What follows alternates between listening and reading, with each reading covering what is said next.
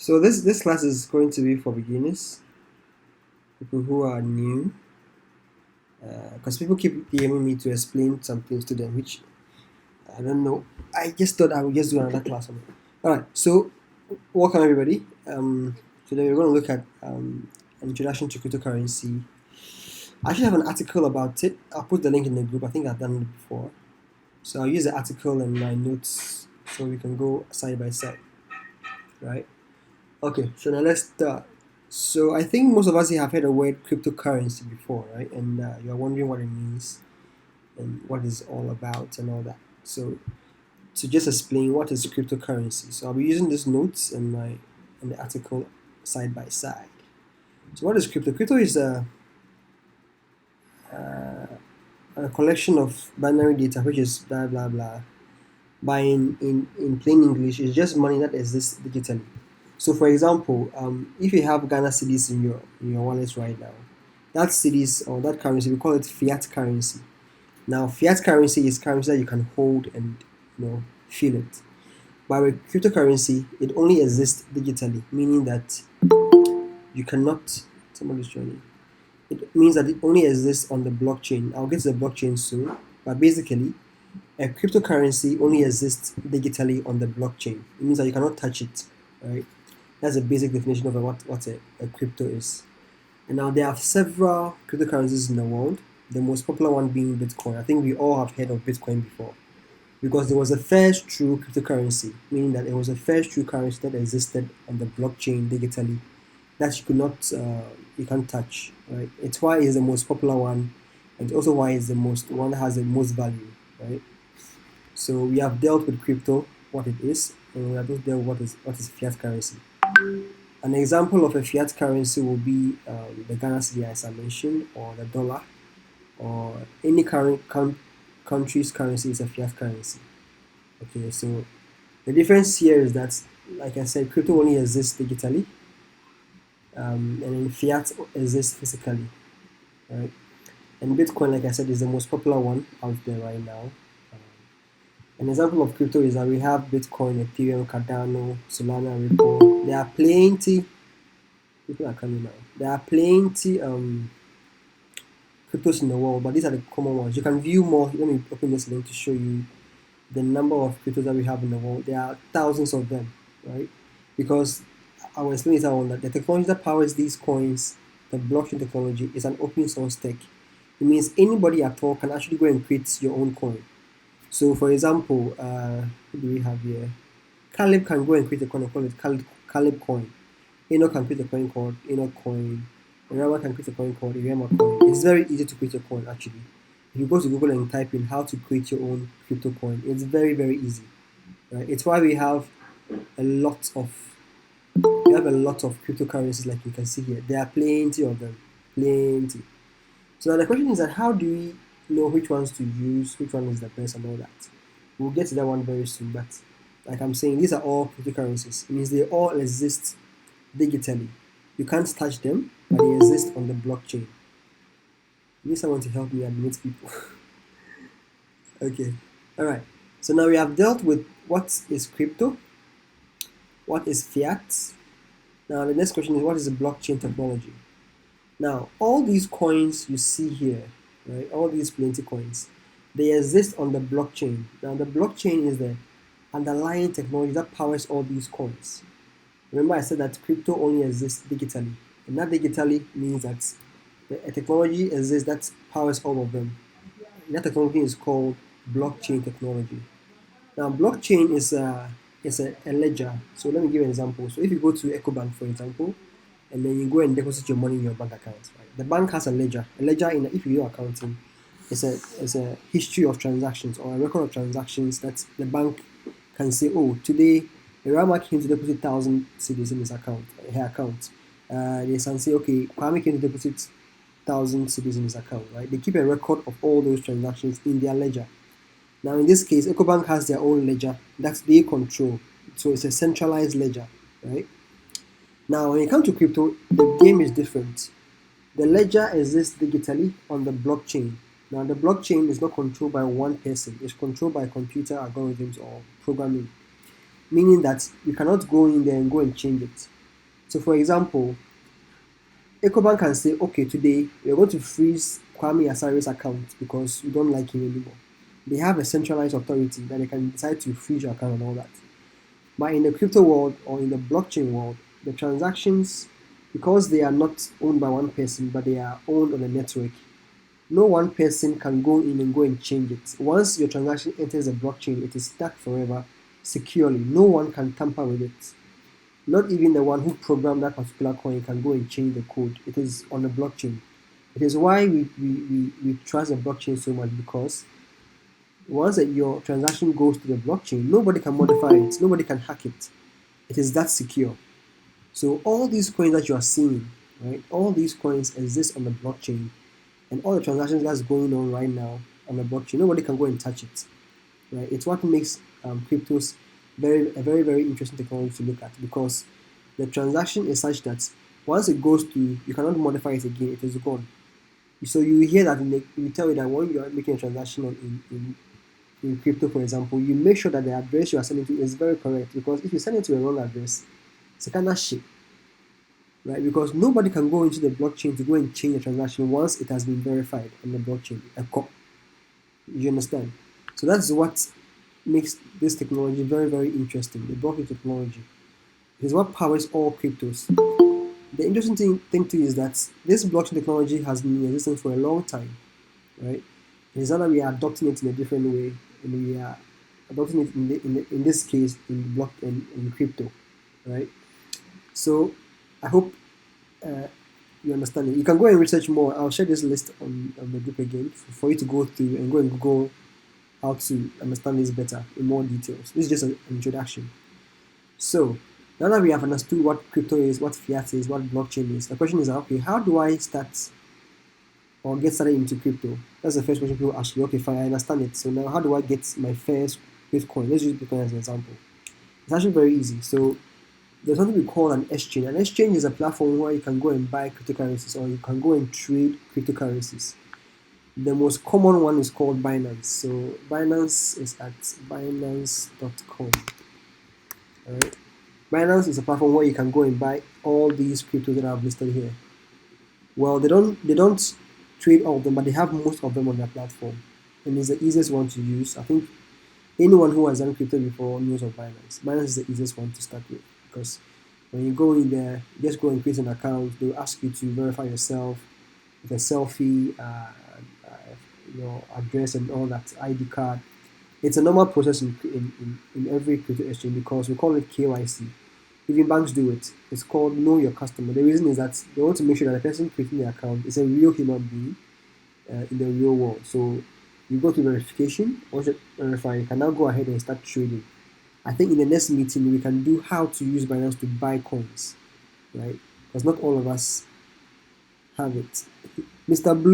Bloomina Pro, can you turn off your video? Seto, is that you? Your video is on. I think you're now aware. Yeah, so you can use Binance to buy your cryptocurrencies. So the process is very simple, but I will show us maybe in the next video. Will take us through the process.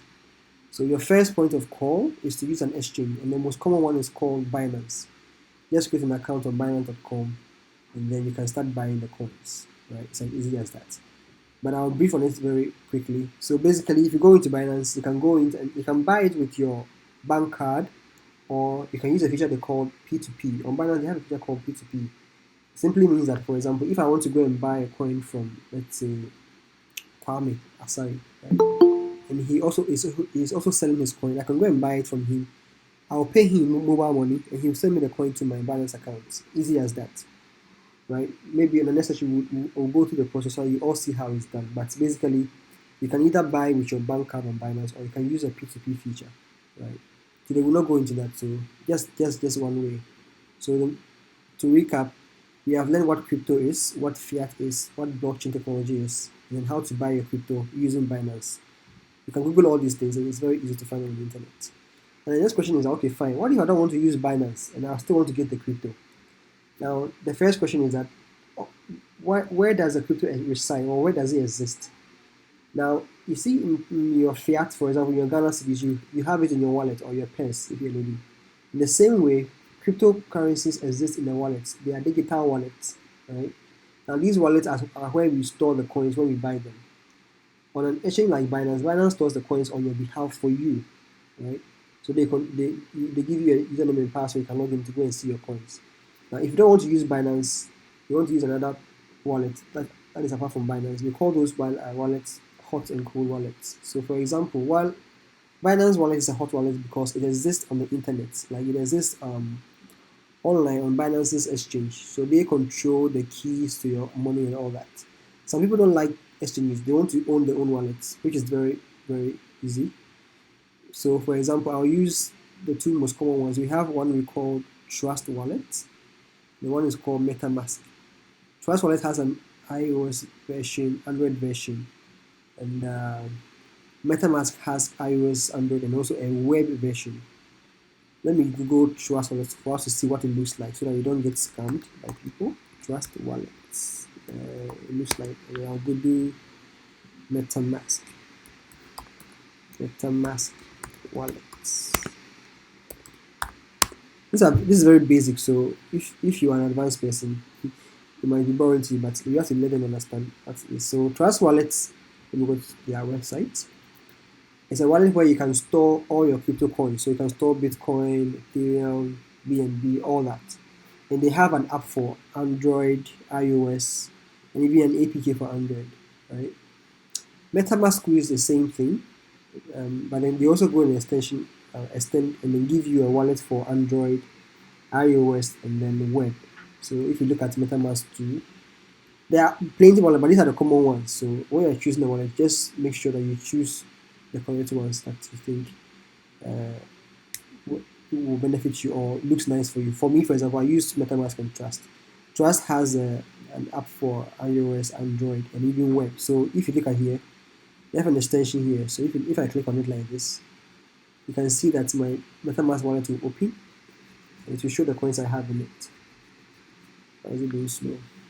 Right. So where do you store your coins? You can store it in Binance Exchange, or you can store it in decentralized wallets. So let me explain what that means. So Binance is a centralized exchange because this platform is owned by a company called Binance, right? So they are like the custodians of your coins. They store the coins for you on your behalf.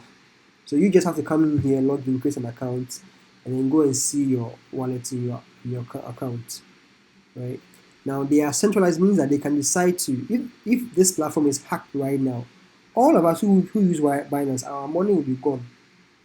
That is the gospel truth. But we trust them. There are ways to check whether an exchange is correct or not. So Binance is very trusted. So don't worry, your money is safe on Binance. And if you decide, okay, fine, I don't want to use Binance, I want to use another wallet which is not owned by any company, then you can use Trust Wallet or MetaMask, because on Trust Wallet, the money you see in your account is you own it. Now there's one thing called. Let me go to the next step. So I'll mention a thing called seed phrase. Seed phrase is your private keys to the wallets you use when you're using Trust and MetaMask. Most wallets that are hot wallets, cold wallets, use something we call the seed phrase. Now, when you're creating an account on Trust Wallet, for example, they'll take you to a step where you have to copy and save your seed phrase. Now, this seed phrase is your private key to the money in your account. If you lose this seed phrase, your money is gone forever. There is no password on Trust Wallet. There's no password matter here that you can go and do reset password and all that. If you lose your seed phrase on Trust Wallet, your money is gone. So these wallets are very secure, but you have to do the work of making sure that you have kept your seed phrase very secure somewhere, because seed phrases are your private keys. They are the keys that lock your wallet for you so that nobody can touch your wallet. So you make sure that you keep your seed phrases very secure. So when you go download the app on the App Store or Play Store and you start installing, they will tell you that this is your seed phrase. Copy and paste somewhere is very secure, because if you lose a seed phrase, all the money in your wallet is gone forever. Same thing with MetaMask. So every wallet that has a seed phrase feature, we call it a cold wallet. That means you control it yourself, right? These are all software wallets that give you a seed phrase to lock your funds. It's a way to secure your funds. Another third class of wallets are called hardware wallets. So let me an example is like Trezor, or let me use Ledger Anonymous. Ledger is very people are joining. Okay, let me go and admit. Right. Hi, Kofi. Hi. Looks like your screen is not showing. Oh, sorry. Let me share again. This Google Meet and Casa channel sometimes. Okay, share screen. Share screen. Please, if it goes off again, let me know. Let me share again. Oh, so all this while you're not seeing my screen? Yeah, wow. Nope. Oh, and I was talking. No. Oh. Okay. Okay, but can you see it now? Can you see the Trust Wallet now? No. Still, you can't see? I think it's coming up. Okay, I can see mine. I can see I it now. can't see you. How about now? Yeah, I can see it. Okay. I can see it now. Oh, yeah, sweet. Hey, so I was talking, I missed already. So I was saying that this is a Trust Wallet. If you go to trustwallet.com, they will show you their wallets. You can download for iOS, Android, or even the APK if you're on Android. You can buy crypto with your credit card, just like how on Binance is. You can exchange with other coins on there. They have a cool feature. You can buy with your credit card, for example, and you can swap your coin for other coins, like how you can do on Binance. I think maybe later on we can go through how to use all these wallets, but basically, you can use it to store your. This is what I was talking about, your private and secure, your keys. Make sure you keep your wallet very private. You can use it to browse other apps or decentralized apps. We call it dApps. Later on, we can explain what dApps are, but it's very easy. You download the app, create a wallet, and you get some crypto. Same thing for MetaMask too. It looks like this. MetaMask.io. That's their website. You can go there, download it for and use it for all your crypto kind of shenanigans. If you click on download, I think they will show you the platform. You can download it for your browsers or for your phone. So I use it for my phone. My browser here. This is it. You can install it for Chrome, Firefox, Brave, and Edge. And they have it for Android and iOS. So they have an iOS app too. They have an Android app. So all these wallets are used to store coins or crypto coins, right? And then one thing I say is that those coins, those coins, if you store in those wallets, you make sure that you keep your seed phrase very, very secure. Because if you lose your seed phrase, the money has gone. It's a kind of shit, right? So if you don't want wahala, you can just go and use Binance and be safe. But if you want to do extra stuff, some things require you to use Trust or MetaMask. So also learn how to use those two. All right, we have more to cover, so let's move on. So one thing, but I mentioned that the next meeting we'll go through how to use Binance to buy your coins. Don't worry, I just understand what it's about. Okay, people keep coming. Let me go and place them. Okay, so the next thing is let's go back. Let's go into now. Let's say you have bought your coin, you have your coin, and the next thing is the investment part. Let me just label this investment because this is what people like the most. Actually, it's not responding. Invest. How do you spell investment? Okay. So the truth is that we are all doing crypto because we want to make money. And we all want to make money. So let's start with the money part. And we have explained the technology, how to buy the coin, how to store the coin, right? Let's go to the second part of how to invest in crypto. Now, like I told everybody, if you're coming into crypto, your first mindset should be that you have to have a long-term mindset. And also, crypto is not a get-rich scheme. Most people hear of crypto and they are told that, oh, you can make money, quick money right now. Just put this $100, no, into $10,000. Boss, it's not like that, please. If it was like that, we all be billionaires like Bill Gates. So the first thing you understand is that it is not, let me center this. Crypto is not a get-rich scheme. It's a long-term game, right? If you want to make money in crypto, learn how to hold the money or the coins for a long time. And yes, sir, you will not enjoy it. You come and call crypto scam. Meanwhile, it is not scam. It's because someone told you that, oh, if you put in $100 tomorrow, you get 1,000. But you're nyampa. Crypto is a long-term game, right? So let's say, for example, you buy Bitcoin today. Let's say you buy $1,000 worth of Bitcoin. You have to wait for like at least 6 months to 1 year. If you can't do that, then crypto is not for you. That is the gospel truth. So if nobody has told you that, I'm telling you today, crypto is a long-term game. You don't come in with the mind that, oh, if I put in $10 today, tomorrow I'll get $100. It doesn't work like that. Now let me show you why I'm saying that. So let me give you an example that I give to everybody. Oh, I think I was going to mention the hardware wallet before the screen was up. Oh, there's a third category called the hardware wallet, where you can actually buy a physical wallet. They look like pen drive. Let me show you real quick. This is for people who have like who are very very skeptical of the internet, who are very afraid of hackers, and want to keep their bitcoins or crypto offline. So these wallets help you do that. So this wallet, for example, is called Ledger Nano S. What it does is that it keeps your Bitcoin. You see, it looks like a pen drive. You just insert it into your computer. It looks like this. Please, can you all still see my screen? Just say yes if you can see my screen. Yes. Yeah. Sweet. Yeah, we can see. All right. So a wallet like this one, they are hardware wallets that you can buy, and you can store your crypto on it. This one, nobody can hack you unless the device itself gets spoiled. Your coins are very safe. This is the safest way to keep crypto. That is the truth. This one is the first step. Second one is the wallets like Trust Wallet or MetaMask, and the third one is the exchange wallets. Exchange, like I said, if the exchange gets hacked, your money is gone. Bye bye. With MetaMask, for example, if you lose your seed phrase, your money is gone. Bye bye. And with the hardware wallets, if you lose the device or you spoil it, the money is gone. But they are safe because this one, no hacker can hack you because it's not connected to the internet. It's always offline. They are cold storage devices. So if you look on the person has Bitcoin on it.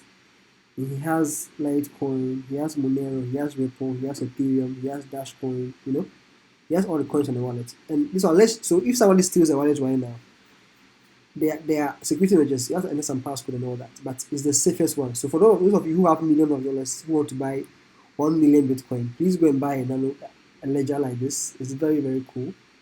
And the cool thing is that you can connect it to your MetaMask, for example, if you want to move funds. So, but the hardware wallets are the safest way to store your cryptocurrencies. Please, are we clear? All right, let me continue. I think I forgot that. So the investment part, once again, crypto is not a get-rich scheme. Don't come in thinking that if you bring in $10 today, tomorrow you get $100. If anybody tells you that the person is trying to scam you, please. Right? Yesterday there was a post I posted on the group. Somebody came to say that he put $500 in his crypto. Now it is $130. Now he wants his crypto back. He wants his money back. He's not going to need the crypto again.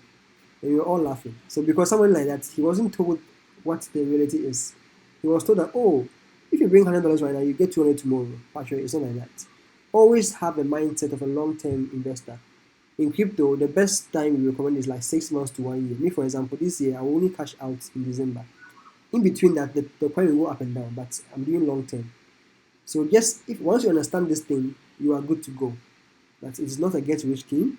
It's a long-term game. All right. If I'm going too fast, you can ask questions though, so that I can go back. Because we are doing 1 hour. We have like 30 minutes more. Because there are a lot of things, so I'm trying to rush through it. But then, if you have any question, you can just ask as we go. All right. So the next question is that, are there any risk in crypto? It's a big yes. So first of all, like I was saying, if where you are storing your cryptocurrency gets compromised, your money is gone. That's the first risk. So for example, I have money on Binance. If tomorrow some hacker finds a way around and go and hacks Binance, all our money is gone.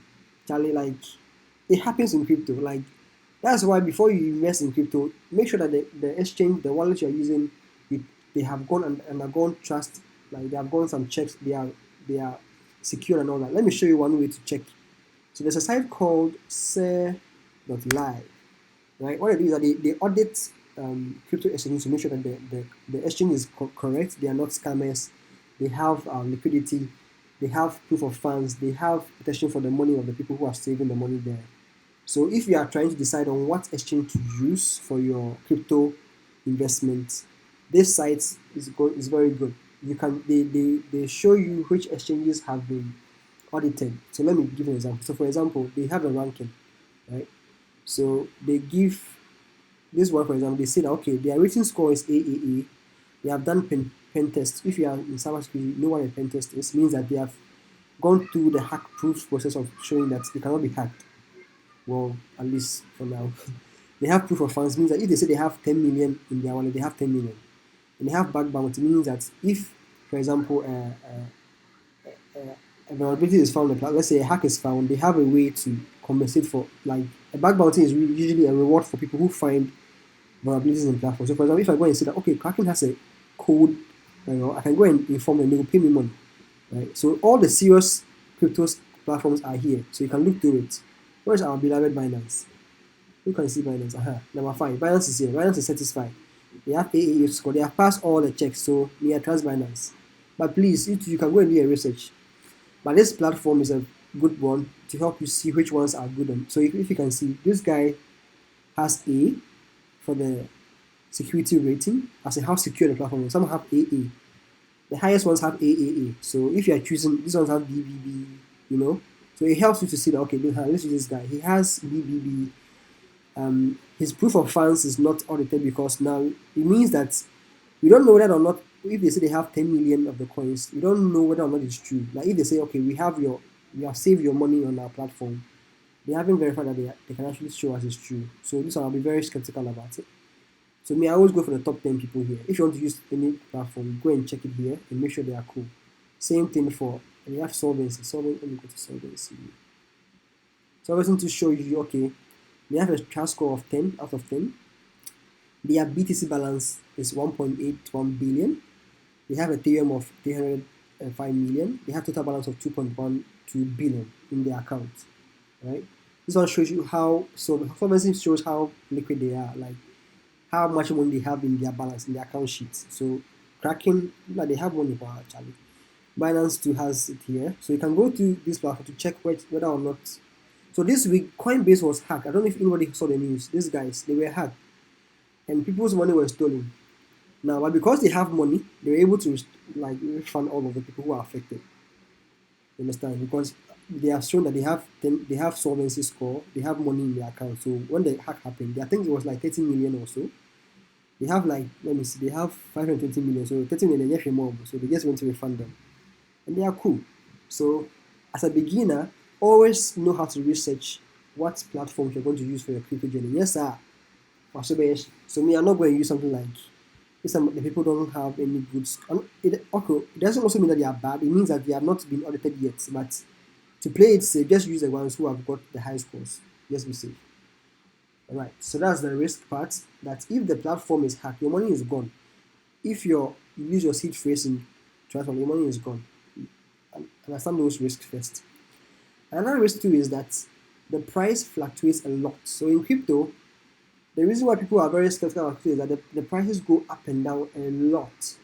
So let's use our beloved Bitcoin as an example. Let me go to Bitcoin. Bitcoin's price is now $35,000.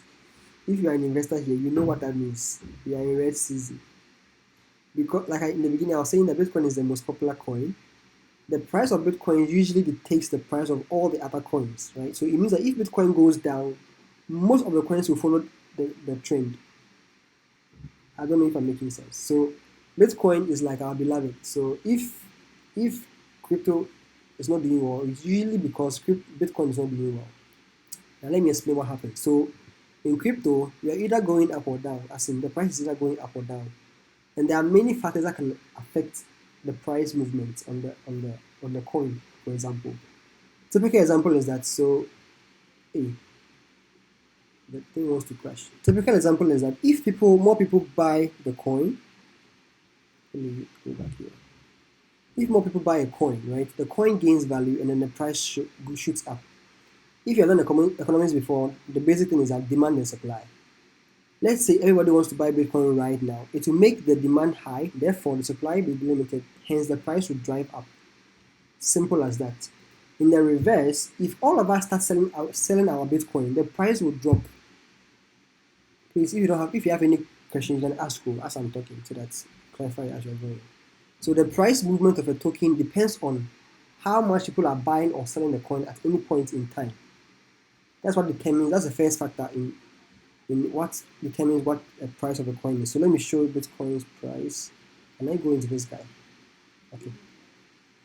So that's the first thing. A crypto coin gains value when more people buy it. So for example, if we all go and buy Bitcoin with on Binance right now, the coin's value will start rising small. If you all go and cash out or sell our Bitcoin, the price of the coin will drop. So all the cryptocurrencies in the world, right?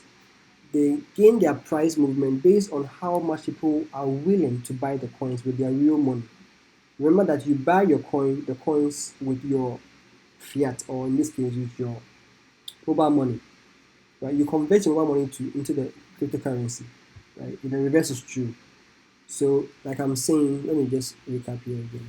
The risk here is that, sorry, I've done it. The profits part. You make profit in the coin if the price goes up. You make loss if the price goes down. Simple as that. It's just like how stocks are traded, or even in the forex market. If the currency pair goes down, the value goes down. Your invested amount also goes down. Simple as that. But in crypto, if more people buy your coin or your project, the value of the project will go up. I think I have to mention one thing too. Every crypto coin, right, it can be seen as a project or a company. Why? Because every coin tries to solve a problem in the real world. Let me explain this further. So Bitcoin, for example, Bitcoin's main solution is to fight inflation against fiat. My browser is trying to mess me up. Anyway, so Bitcoin's solution is that you're trying to fight inflation, right? So I don't want to get into the economics, but basically, Bitcoin is trying to say that, okay, right now the government can actually go and print more money. Like Akufo-Addo can go and print more cedis if he wants. Joe Biden can go and print more dollars if he wants. Right? The government and the banks work together. They can print as much currency as they want. So in economics, there's something we call something like when more money chases less goods, it is equal to inflation. I don't know if it makes sense to you, but what it means is that if the government goes to print more money than how much goods are in the system, it causes an inflation to happen. Let me give you an example. Let's say, for example, today, right now, Akufo-Addo goes to say that, okay, let's go and print $1 million. Sorry, 1 million cedis right now. Please, can you all still see my screen? I don't want to be talking amiss. Someone should say, all right, sweet. Yeah. I'm trying to explain the price part. We have gotten to so right now, Akufo-Addo can go and say, okay, let me go and print 1 million cedis, right? He can go there and then go and print it, and then they will keep it in their pockets. We the citizens, we can't do anything about it. I mean, like, who are you? You can't do anything about it, right? And that's a problem because when that happens, it's only the people at the top who enjoy. Government officials, the banks, and the billionaires, those people who have access. They are the ones who, those of us in the middle class and lower income, you who she who wants to come to the system, but it's who's can it be? For example, they will go and say, oh, we are printing new Ghana city notes, but the notes you only see the notes, right? But as to who the note went to, who is holding the actual money, no? This is with the big guys. Now, Bitcoin's founders, I think we have all heard of him, Satoshi Nakamoto. We don't know whether it's a person or a group of people, but then they are like, okay, fine, this thing cannot happen forever because it actually causes inflation because you are going to bring in money that has no ties to a commodity or a service. Typically, you earn money by doing a service, correct? So, for example, you go to work for 30 days, your company pays you. You go and sell something. If you're a trader, you sell, let's say, a car, somebody pays you back, right? So exchange happens. But if the government goes to print more money, it's like they're printing money out of thin air, and that causes inflation. That's one of the causes of inflation. So, for example, during the COVID era, the US government printed billions of dollars, I think even in trillions, I don't know, and then they shared it with the citizens. They were happy, but you see, in the long run, now we are suffering. We are in 2021. Inflation is in the high because they printed money out of thin air without any attached service or commodity, right? So now Bitcoin's founders said, okay, fine. If it's the case, let's create a different form of money that cannot be printed or that cannot be manipulated. So if you look at Bitcoin's economics, it has a maximum supply of 21 million Bitcoins. It means that there can only be 21 million Bitcoins in the world. I think right now we are at 18.9 or so. We have about 90%. We have done 90%. We have about 10% to go. What it means is that Bitcoin cannot be inflationary. It's not an inflationary coin, meaning it cannot cause inflation because we cannot print more. Inflation happens when we print more of the currencies we have, as opposed to having service or a natural service or goods attached to it. I think I'm going too technical, but you understand. So the Bitcoin solution, like I'm saying, is that it came to try to fight the problem of inflation. Every coin you see here has its use or why it was created. So you hear people telling that, oh, do your own research, do your own research. What it simply means is that one of the research things is that you have to go and check whether the coin is solving an actual real problem in the world that you think makes sense to you as an investor before you invest in the coin. Second example, Ethereum. Ethereum is the second largest crypto by market size. Um, Let me go to Ethereum. So Ethereum also is trying to create a problem of solve a problem of. Let me go to Ethereum. It has different applications. So it's a digital money. It wants to also solve global payments problem and also an application. Application is called how do I call smart contract. You can use you can create a smart contract on Ethereum. So for example, there's a platform like, let's say, what should I use as an example? Charlie, the experts here, what's an example of a smart contract application you know? Kwame, where Kwame be? I also will be experts. Is Kwame with us? Does anybody know of any smart contract application you know or any decentralized app? Samuel, people should talk more. Or Enoch. Let's make it engaging now. Makasa Samabe. Danny, say something. Kofi, don't put people aside. Yeah, I won't give you stress. Yes. I started sweating.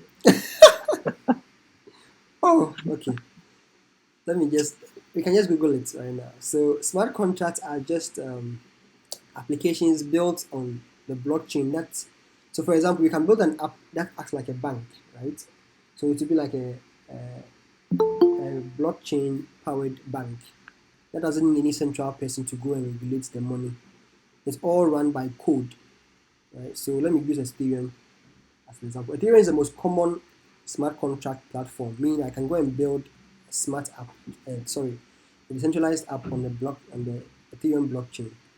Maybe in the future we'll talk about it. But that's one of the things that Ethereum is doing, that people can create smart contracts on it and then use it to create an app called a DApp, a decentralized application. So it means that, for example, we can go and create a banking app that doesn't have tellers or bank manager and everything like that, but it's only run by code, purely by code. You understand? That's one of the usefulness of Ethereum. So you can go and read more about it and understand it. So it also used as a form of currency, a financial system, right? So it has many applications. Is mobile money a smart contract? No, please, because MTN owns it. They can decide to shut it down right now. So that's the difference. But with smart contracts, you cannot shut it down once it goes live. Even the founder cannot shut it down. That's how powerful crypto is.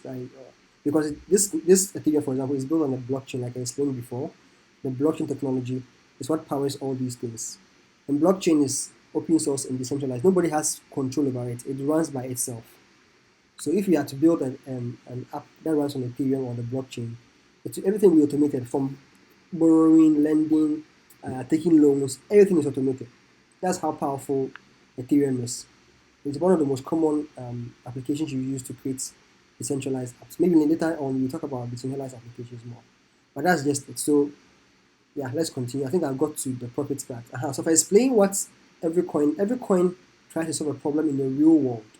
And Bitcoin is the most common one because it's trying to solve a problem with currency where the government cannot print more. So if you realize, the government and the banks, they don't like crypto at all because crypto is trying to replace them, right? Imagine that Bitcoin becomes the most used asset or currency. It means that the banks have collapsed because we don't go to bank anymore, right? I can transfer Bitcoin to you without going to the bank. It is just and we are done. Peer-to-peer. There's no middleman. It's a peer-to-peer transaction. It's why the banks and governments are against cryptos, because cryptos give us the people the power over the currency over the currency. They don't have any say in it. It's why they are against it. So that's one of the reasons why I think when you do start reading about crypto, you come across it. So yes, Now the question is, how do we make profit? Like I was saying, you see these red and green things. I know it looks confusing, but just understand. Red means price is down, green means price is up. So if you do a bit of technical analysis, you realize that okay, if the coin goes up, it's usually in green. If it's going down, it's usually in red. So how to make profit is that the best and easiest way. I think have I skipped? No. Okay, how do you make profit? We have gotten here now.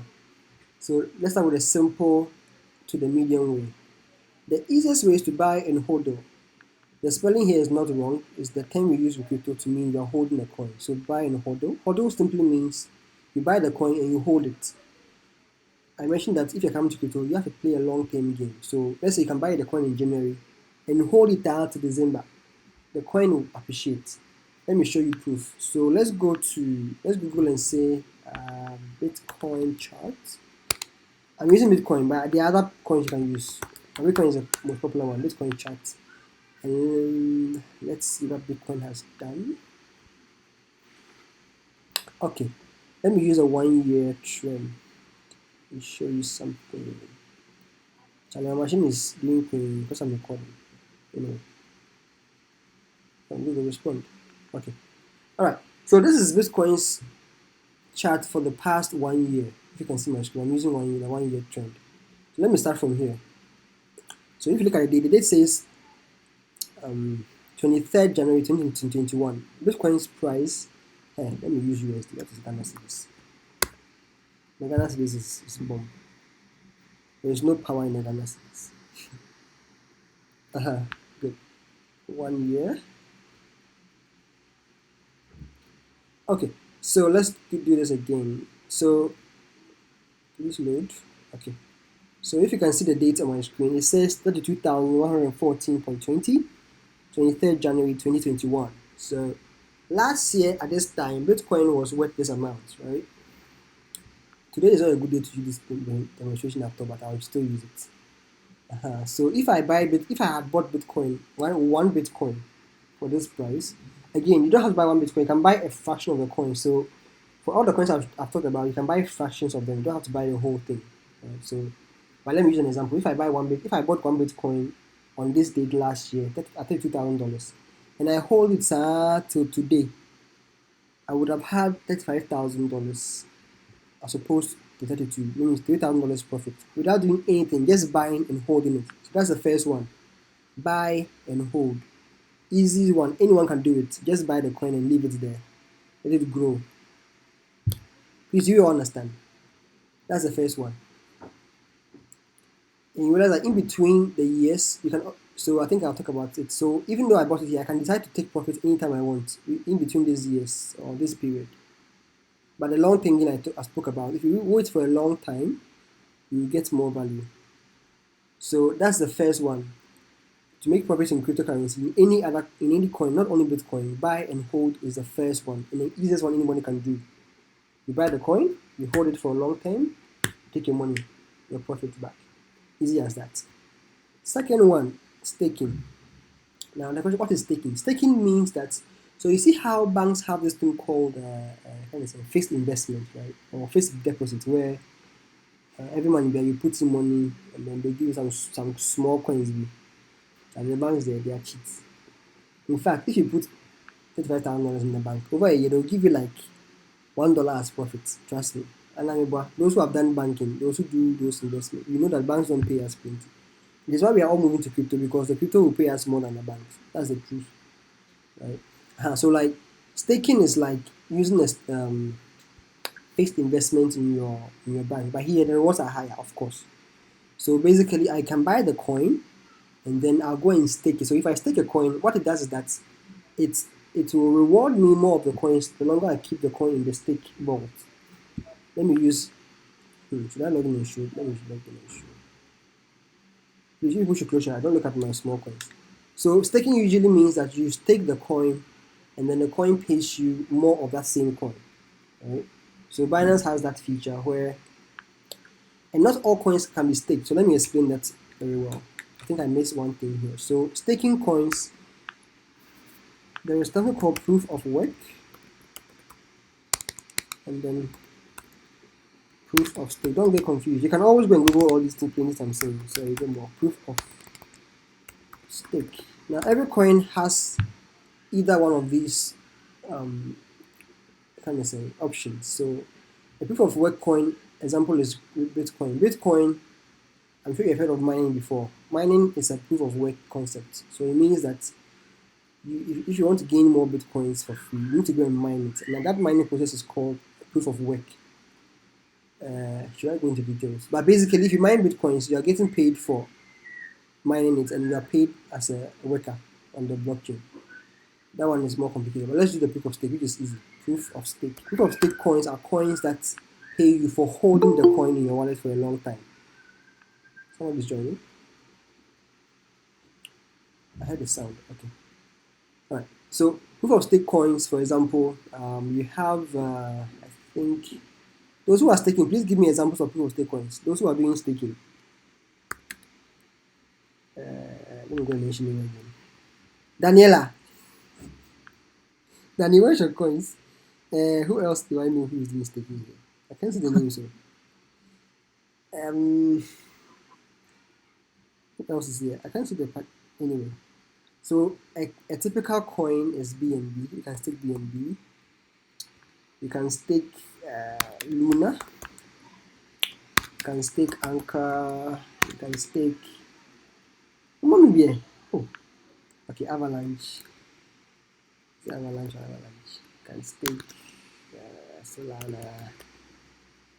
Yeah. So these coins, it means that if you hold the coin in your staking vault, it will pay you more of the same coin. Isn't it beautiful? Just hold the coin and get more of the coin. Simple as that. So I think maybe next time we do after we do the tutorial on how to buy it, I'll show how to do the staking. It's very easy. If you go to Binance, there's an option called staking. Just go and click staking, and then the coin will be staking for you. It's basically going to be paying you more of that same coin. So if I stake BNB, I'll be paid more BNB the longer I hold the coin, right?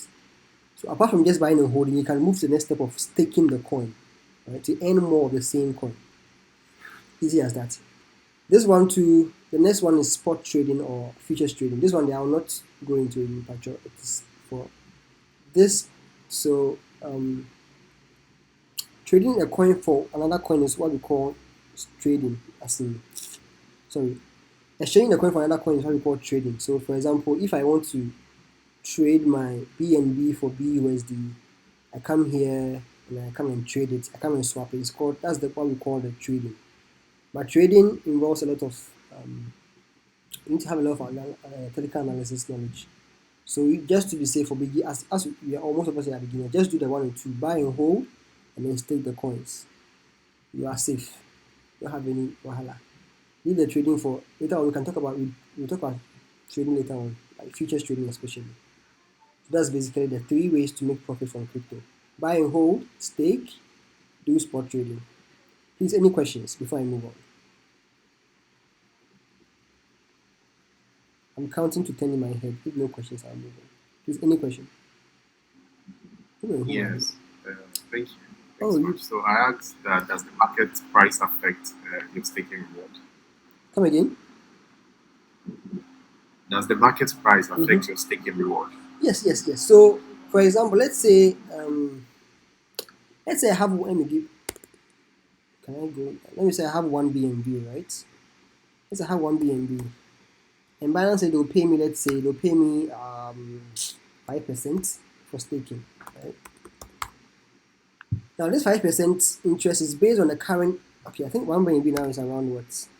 How much is 1 BNB? Let's assume it's $500 for 1 BNB, right this moment. Let's assume. Now, this 5% is based on the quantity I have and the price it is at. So if the price drops to 450, they'll calculate the 5% on the 450. If it drops to, let's say, 450, because else, please, does it make sense? So this staking reward is based on the price of the asset at any point in time, because they can't pay you more than the price of the asset. So if you have this 5% is calculated on the one BNB I have and the price it is at that moment. So yes, the price of the asset affects the staking rewards. The reward is still 5%, but the 5% is now.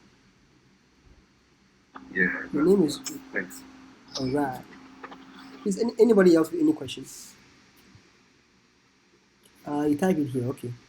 Then you're not typing SLP. Okay, Solana. All right, cool. All right.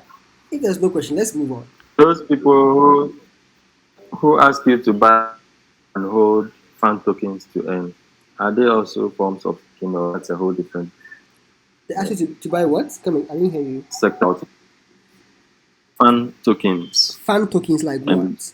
they claim it's also on the free Bitcoin as things they offer over there. Like Give me an they example. ask you to buy. Give me an example of a fan token that you have been asked to buy. Well, that's what they put there. I think I'll share how the thing looks like. So Okay. see if you've seen something like that. So what's your question again? Let me see if I can answer. I was asking if that also constitutes staking. Buying the fan tokens? Yeah, No. Okay, because so they say you should hold. That's what. not really. Okay, there's a So comment on that as well. Santos fan. Fantos. Okay. Like fan token, like the football club's fan token. Oh no, staking. So not every coin can be staked, right? So the coins that can be staked, depending on the platform you are on, they will show you which one. So for example, on Binance doesn't support all the coins; it supports some of the coins. So the staking, what does that is Okay. it locks your asset for that period you are staking it for, and then that's how they're able to pay you that percentage because they know that your coin cannot go because they are holding it for you. It's like how you do when you do fixed deposit in your bank. You can't touch the money till the period is done. It's the same principle. So staking usually works like that. So if you're buying a fan token, unless the token supports staking, then you can't stake it. You can only stake coins that supports that like algorithm or that principle. So for example, these coins have they use most of the coins that use staking are the ones who use a proof of stake concept. And most of these coins do that. So yeah, if the coin supports proof of staking, sure you can stake it. Does that answer you? But I think what they mean by that is that just buy the fan token and hold it. So that's the first one here. You can buy and hold the coin, right? You can buy and hold Bitcoin, you can buy and hold Ethereum.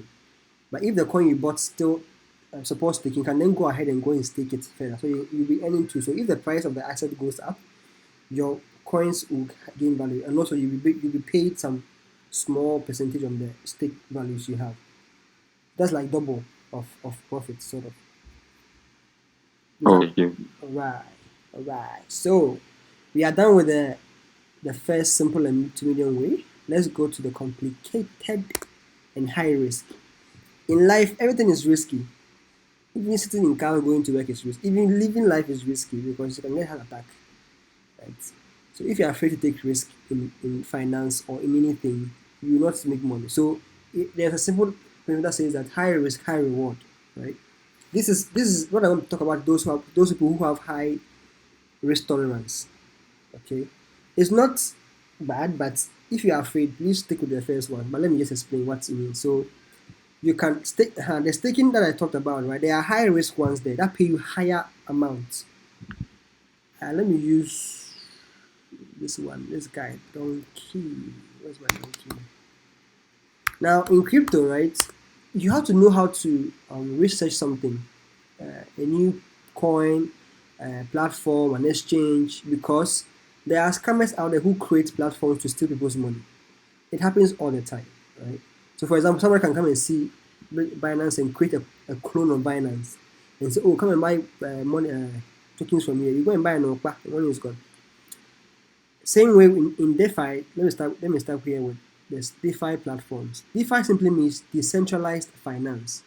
So, like example I was giving with the Ethereum bank app, for example, it's a decentralized finance app that you can create. So these platforms are not centralized, right? So a platform like Binance is centralized finance. We call it CeFi because it is controlled by a company called Binance. They control the assets moving in and moving out. The decentralized finance is not controlled by one person. It's controlled by the community. As in, once the smart contract goes live, nobody can change it, right? Good. So these platforms are usually how do I call it, apps that run on their own. They run automatically on their own. So for example, if you create a bank app on a Ethereum platform, it means that the bank app will run automatically on its own, meaning that it can help you deposit your money withdraw your money, take a loan, lend to the bank, and all that without going to a bank teller to go and fill forms and all that. All this is done programmatically on the blockchain. That's what DeFi platforms is. They are decentralized finance platforms that run on the blockchain. We usually call them decentralized applications or dApps. Let me write the word here. dApps. D-A. You see it like this. That's why I'm using an example. So, have I skipped it? If you see dApps, tell me. I think it never sleeps or blah blah blah. You see, you can send money, borrow, blah blah blah, anywhere in the world. So, yeah. I saw that it's called donkey.finance. So they say that if you come here and you want to make money, I want to show you their API. It is so incredibly. My machine is slowing down because of the recording. But me, good. So these guys, I don't trust them, but I'm just showing you an example. So they say if you come and put your money here and you hold it, they will pay you 5% for tier 1, tier 2, they give you 10%, tier 3, 15%, tier 4, 30, you see. If you stake these coins, if you remember, I mentioned staking before. Staking, you can stake normally on Binance. You can also stake on DeFi, and you can get a higher reward. So you see here, 5%, but here you come and see this, they will pay you 40, 30, 15, 10, Charlie. It'll be high. But me, I did fear, so I'm not going to do for here. But if I go and do it and the money comes to, I will take. So that's why I was saying that it is risky. But if it works for you, I want to show you the launch app. They are fairly new, so I'm not going to use them. I want to wait for a while and see if they survive the test of time. This is what I want to show you. So Donkey says that if you come and deposit all these currencies, you earn all these interest rates. Can you imagine? They're going to pay you 81,027% if you deposit this token on their platform. This one says that they'll pay you 103%. Charlie, ridiculous. But it actually works. But they are risky, right?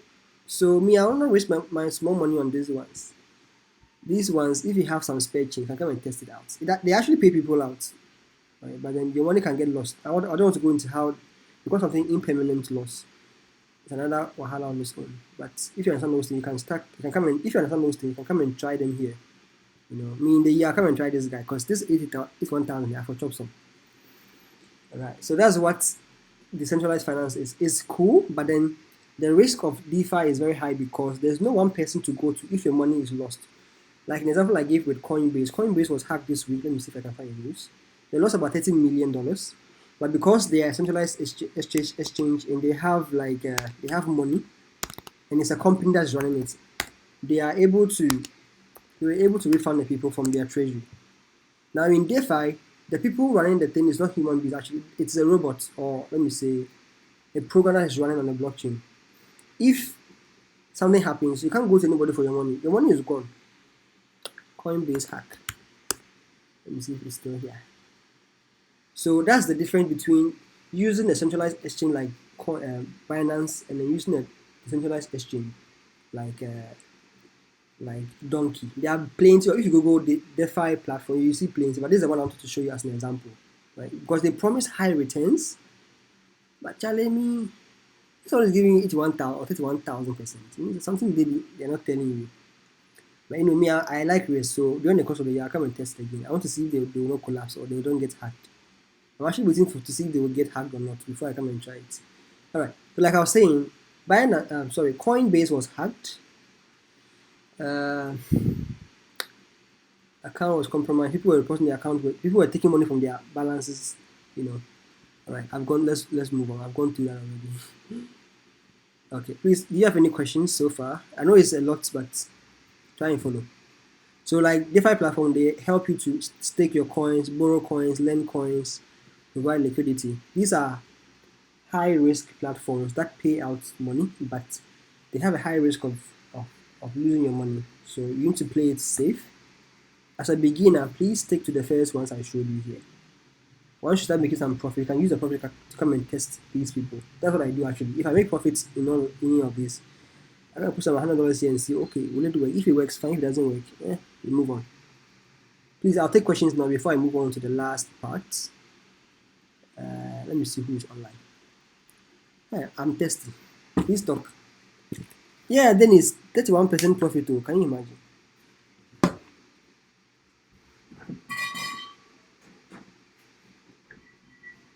Nobody will talk.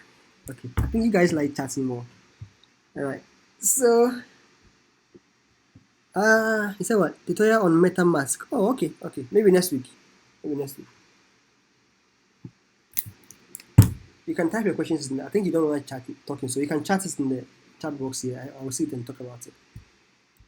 Okay, so let's move on to the last part.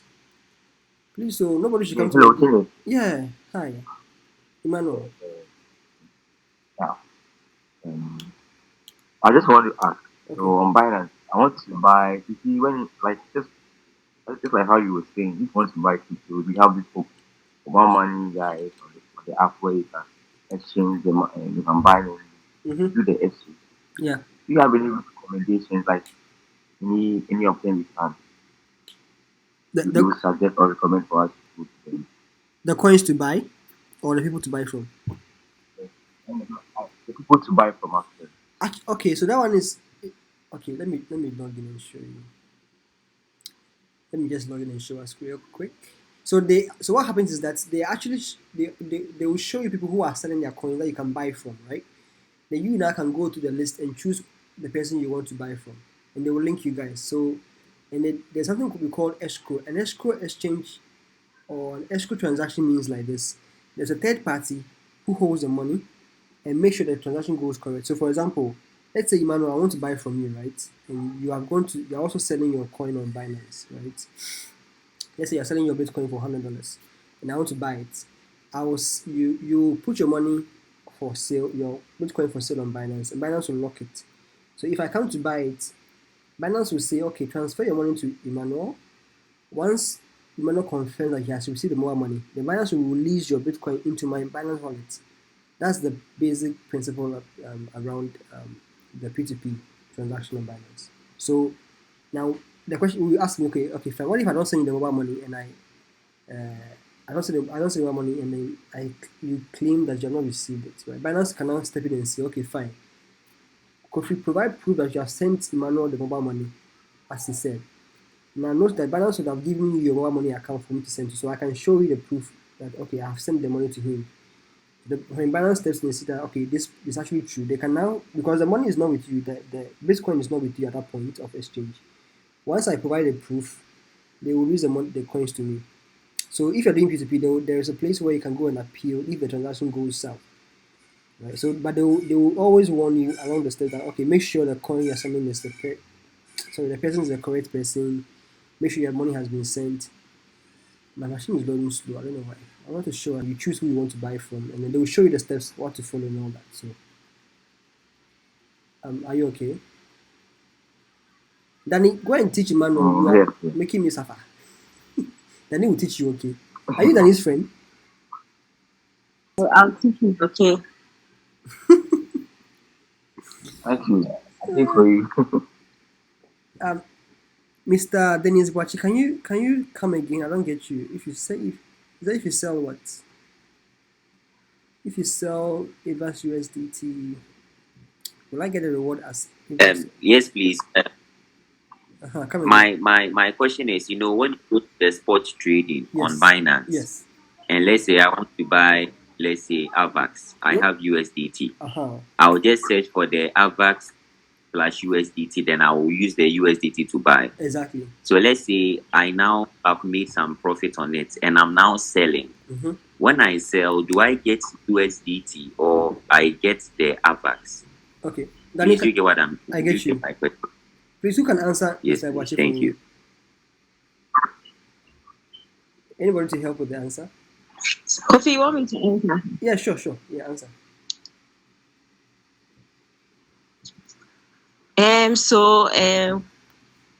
What usually happens is that when you want to sell the AVAX, right? If you are on, let's say, Binance, what you do first is to convert it to USDT, right?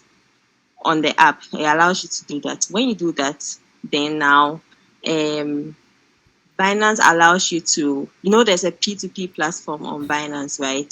So you can just put it up for sale depending on the rate you want to sell it at, No, right? So if you go to P2P on Binance, you see people selling at different rates, right? So once you are a verified, what do you call it, user on Binance and all that, you just put up your USDT for sale there. Is that okay? Can I Yes, add? please. Yes, please. That is very well understood. Can I So, add something? apart from me converting it to USDT on the spot trading, there is buy and there is sell. So, when I click the sell function, like what happens with that particular transaction? you mean Because for you know spot that trading? if I am buying Mm-hmm. and I have USDT, when I click the, let's say, AVAX USDT, Yeah. I use the USDT to buy the AVAX. Yes. But let's say if I click the sell, Mm-hmm. when the transaction is made, what happens? Do I You get get USDT. the same AVAX or You get USDT. USDT? You get USDT. Okay, please. So the Thank you very pairing you are much. using does that. So it is switch between the two of them. So you buy AVAX with USDT and you sell AVAX into USDT. And what Danny mentioned was that Okay. if you want to cash out your mobile money, you use P2P to go and cash out your USDT to mobile money. Yes, You please. get it? That is very well. All right. Thank you, Dan. Thank you, James. You're welcome. Somebody was talking. I think is it request app? I saw something request app. Yeah. I was saying that sometimes you have to pay attention to the trading pairs. So if it's you have to make sure it's Yeah. AVAX USDT. Mm-hmm. Sometimes people build AVAX BUSD, B BNB. You have to just pay attention to the trading pair. Exactly. So whatever you sell, it gives you the other should I say option. So if you are selling AVAX, you get USDT return and vice versa. Exactly. Does that So make sense? you always Thank use you very the much. yeah. Okay. Cool. Charlie, I have some experts here. Nice. All right. So I think we are done for now. But let me just explain some small things and we can close for today. So you will see this thing called do your own research. I think I mentioned before. The first thing in crypto is that always learn to do your own research. So if I say go and buy AVAX, for example, you have to go and Google AVAX, go and read about the coin, what it's trying to solve, the team behind it, check their website, check their Twitter, for example, check if the community behind the coin is active, right? Because most of the coin, the scam coins, they don't, for example, they hide their teams. So most coins that have their teams showcased on the website, they are more trusted, right? So always do your research before you buy any coin. Don't trust anybody's signal. Even if I tell you to go and buy something, please go and check, double check because it's your money. You have your 100 Ghana you want to invest in crypto, and I say go and buy something. I can't force you. You have to go and do your own research. Make sure that the coin you're buying is actually like it makes sense to you because you're an investor at this point. You have to go and say, okay, this coin that what they're doing, I think it makes sense, right? Then I'll buy it, and I think it has potential for the long term, then I'll buy it, right? Secondly, only invest what you can afford to lose. This thing, every investor will tell you that, Charlie. You don't go and use your chop money to go and buy, or your school fees or your hostel fees to go and buy crypto, thinking that will make money for you next month or next. Charlie, you will cry. So only invest what you can afford to lose, right? So I keep saying that if you're somebody who is good at saving, like saving your money for a long time, you can do crypto very, very easily because saving means that you're not going to touch the money for a long time. So instead of leaving the money in your bank account, just switch it to crypto, let it be there to gain value for you right over the long term. And also always use money that you think you can afford to lose. What it simply means is that if you go and use $100 cities to go and buy a crypto right now, if you that money should be some money that if you have lost it, right, it will affect your daily movement.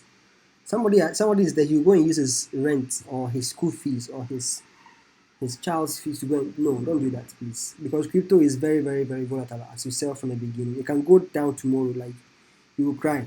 So if you go and use one that you rely on, you will come and curse as that crypto is bad. Meanwhile, it is your fault, right? And also, what that I've said today, please, it's not financial advice. I am not a financial advisor. I'm just an educator on crypto. Like I keep saying, it is your own money. I can't advise you what to do with your money. I can only show you what you can do, but you have to take the step. So all that I said today, it is not financial advice, please. So make sure you don't go and say that, oh, please I should go and buy Bitcoin and please I didn't say that. I've shown you how to do it. It's up to you to take the step. But also remember high risk, high reward. Take risk to earn rewards.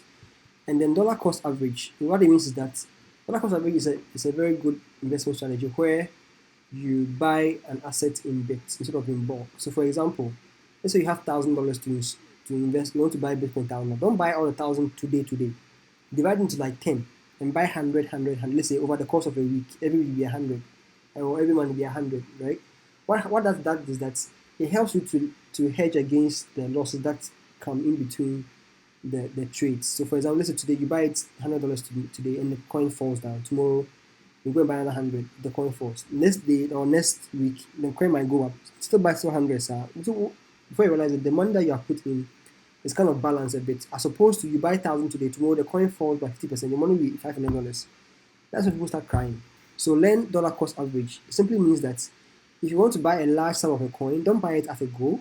Buy it in intervals. Now the intervals is up to you. You can do it daily or weekly or monthly, right? But always learn to do dollar cost averaging on your investment. Another thing is that you read a lot. Me, every day I'm reading about crypto. If you look at my history today, for example, for the class that I was reading about crypto. Like you need to understand what's happening because the crypto market is young. Like I was saying in the book today, it's very young, and there are a lot of potentials in it. If you don't go and read about it, you don't know what's going on. You don't know how to even advise yourself as to which coins to buy, what coin not to buy, how when to sell, and all that. And watch crypto videos. All of us here know YouTube. Please go to YouTube, go and type what is proof of work. Enter. Sit down, watch 5 minutes video. What is proof of stake? Enter. All that I've shared here, you can go and Google all of them and read about it, watch videos about it. If your learning style is reading, read. If your learning style is watching videos, watch videos. But in all you do, please educate yourself. That's the best thing you can do for yourself when it comes to crypto, educating yourself. All that I said today, tomorrow it can flip. Like all the things I said today, it can flip tomorrow because technology keeps changing. So you need to be abreast with it so that you are informed because as an investor, you need to always stay ahead of the market or ahead of the knowledge or the technology. You need to be going with the trend in simple terms, right? And also, if you buy, let's say you go and buy Bitcoin or BNB, please go and follow the project on Twitter, for example, or their website, and learn what they are doing. So let me show you. Let me go to my Twitter and show you, for example, all the coins that I have bought. I follow all the coins on Twitter to see what they are doing. So, for example, let's say if, for example, a coin is hacked, I can know that this coin is hacked. The price will go down. I'll go and sell before they go and people start seeing it. It makes you a smart investor if you are always learning and knowing the news about the projects you are invested in. So again, read that. You all do all these things to expand your knowledge in crypto, right? And like I said, crypto is just begun. We are very early in the stage. Like I was saying in the group today, we are about only 3% of people in Ghana are doing crypto. We are about no. How much are we? We are Ghana quite yes. Who knows our population? I think I remember. But we have about 3% in Ghana who are doing crypto. That's about 900,000 people doing crypto in Ghana. 31 million. 31 million. Thank you. And there's only about 3% of people doing crypto in Ghana. So it's very young. So this is the time to get in because you see, it's like in business. So it's become common now. Like it will now level out. But because it's new, if you get in early and you become like an early investor and people come in, you will reap the benefits more. Typical example: the people who started with Bitcoin back in 2008 are the billionaires now. Right? So imagine somebody started with Bitcoin, 50 Bitcoins back then. Now he has 50 Bitcoin times $38,000. That is big money, right? So always read about it. I can't always come and teach you because we are all using the same Google and the same YouTube and the same Twitter. The difference is that some of us would like to always read and keep up with the trend. That's what makes the difference. Because the truth is that the crypto world is decentralized, meaning it's open source. Anybody at all can do crypto. Anybody at all. For example, you have a smartphone and internet connection. But the question is that why is that somebody knows more than somebody? Because someone is learning. So if you look at my notification, I'm following all these people because they are source of information. Because crypto, it is what information you know that gives you access to some things. So for example, if a new coin is launching and you know it first, it gives you leverage. So you can go and buy the coin when it's very, very low before people see it and start buying it. You are gone. Understand? So that's the last thing I want to say. Read about crypto. The best investment in crypto is to read and research into it. So you stay ahead of the curve and it gives you more leverage over the others.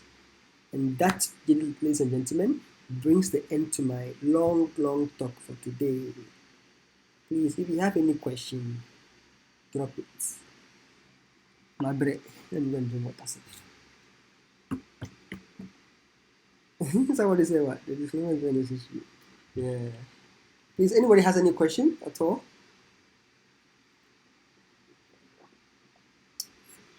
That's a You comedy. recorded the session. This recording, I recorded it, but I don't know. The size will be like 20 gig, I'm sure. And let's see. I'll try and reduce the Well, I have size. a question, but I don't know whether it's in scope. Please ask, because not all of us Maybe are I don't experts. know if you Yeah, please ask. Yeah. yeah. So it's with regards to NFTs, right? Honestly, Yeah. I'm not convinced. Although I understand the technology on crypto and everything, that particular side makes no sense to me. It looks more or less like a marketing scheme than Like an the investment. transactional Yeah. space and investment portfolio. So, like, what really is happening in there? Because I can sit down there. We can discuss this probably afterwards. Because Mm-hmm. I really need to understand what really is going on in there. Because it makes no sense to me, to be frank with you. Oh, no, it's true. I'm trying to look. I'm trying. There is this term. I've forgotten the term. Shit. Ah. Aha. Good. There's something called verbling. Good. A verbling good. Let me show you something. So, I think it's a very good question. So, in the past, right? Or let me even not say the past. Now, let me use an iPhone for example. An iPhone is what's it called? A luxury product, right? The truth is that you can go and buy an Android phone and use to make calls and WhatsApp, and you are done. Maybe what? But people like to buy iPhones. Why? Because it's a status symbol.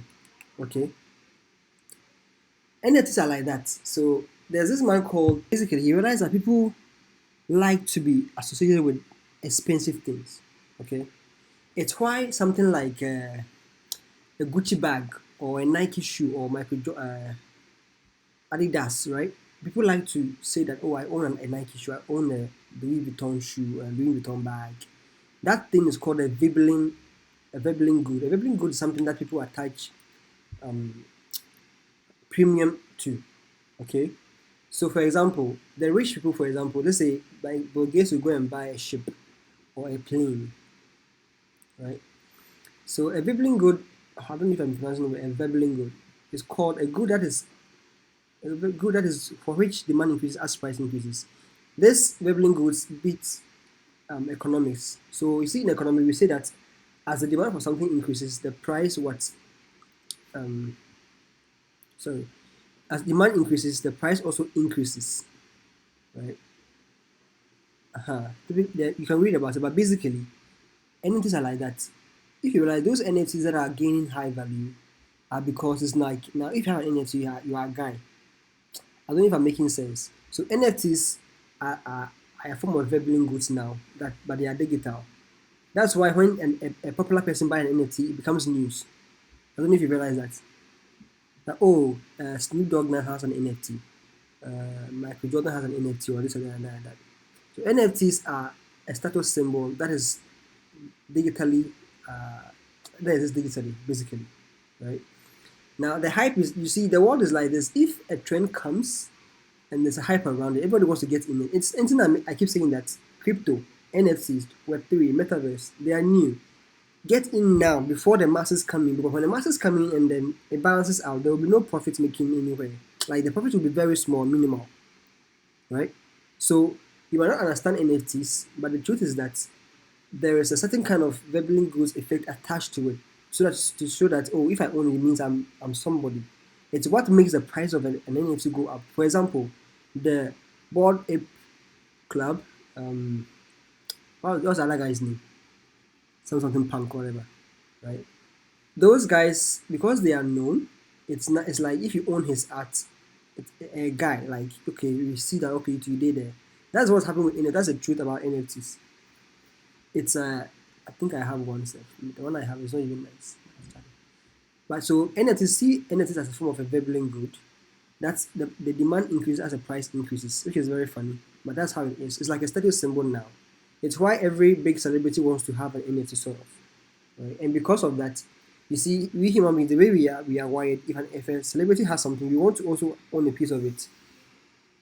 It's why NFTs are making money now, like as we speak.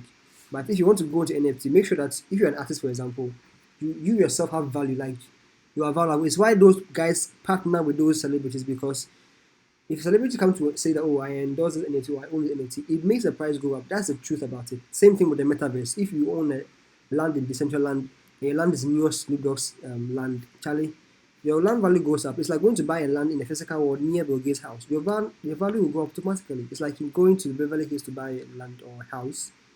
That's what's happening with NFTs now. So if you have the money, go and get some. The cheap ones are on Solana now. Solana Art. This is Solana Art. The OpenSea ones, because it's Ethereum, the gas fees are high. So you can go buy some from Solana Arts. There are Discord channels you can go and buy. You can go and get one listed and then buy it cheap, because what's happening now is that people are trying to get NFTs to go and show that we need to have NFT. So yeah, I understand your sentiment, because it doesn't make sense that a picture costs $3,000, right? NFT, get into it now. Buy cheap. Buy the ones that the artists are known, and then it has potential to grow. So if you look at OpenSea, for example, the floor price for, let me go to OpenSea. Guys, I'm sorry, but this is the last one. I'm trying to explain to us. I'm really sure nobody asked about NFTs. Maybe next time we'll talk about it. But NFTs are another cool thing you can look into during your research. This is the last thing, and then you can close today. Look at my breath. So let me show an example like today my internet is disgracing me. Let's look at the top collections over the past 7 days. It's still loading. So you realize that the artists who were known. So for example, if Leonardo da Vinci was alive today, his NFTs would have cost a lot. Like it would be more valuable, because that guy is a tycoon, correct, when it comes to art. Okay, so people come to me like, oh, they want to do NFTs. The first question is that who knows you, right? What value is attached to your name? Is what that value is what carries into the NFT you create. If you don't have any value, or your net worth is not that high, the chances of you creating an NFT and getting money will be very low. Right now, I can go and create an NFT, can go and do an art of my face and go and post it. Nobody will buy it, because nobody knows me as an artist in the first place, and my net worth is not $1 billion or something. You understand? So that's the thing about NFTs. It's a bubbling good that is a digital form. So, and if you want to make money from it, go and get it cheap now and then buy it later. Mr. Request App. What's your name, Request App? It's a project I'm making. Okay. Thank you so much. Is it clarified now? I think. Yeah, it is. Okay. All right. So that's it for today. I'm tired. I'm going to eat. So if there are no more questions, if you're not in the WhatsApp group, please contact the person who invited you to give you the link to the group and come and join us. And then you can learn from there. So thank you guys for coming. I'll see you all in the group, and have a nice week coming up. Tomorrow is Monday, Charlie. So go rest and prepare. All right. So bye for now. Thank you, Kofi. You're welcome. All right, thanks. Bye. Thank you, Bob. Thank you. You're welcome.